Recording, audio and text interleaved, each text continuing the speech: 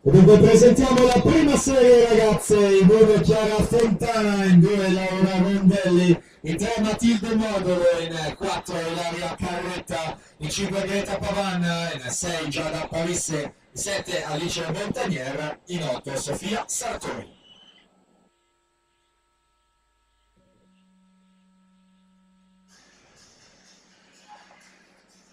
Vediamo la situazione a metà gara in questa serie 2 femminile. Vittorio Urbanetto dalla quinta corsia 32,80, Debra Bernardi 33,65. Urbanetto classe 2003, più giovane classe 04, la Bernardi a contendersi la vittoria di questa seconda serie.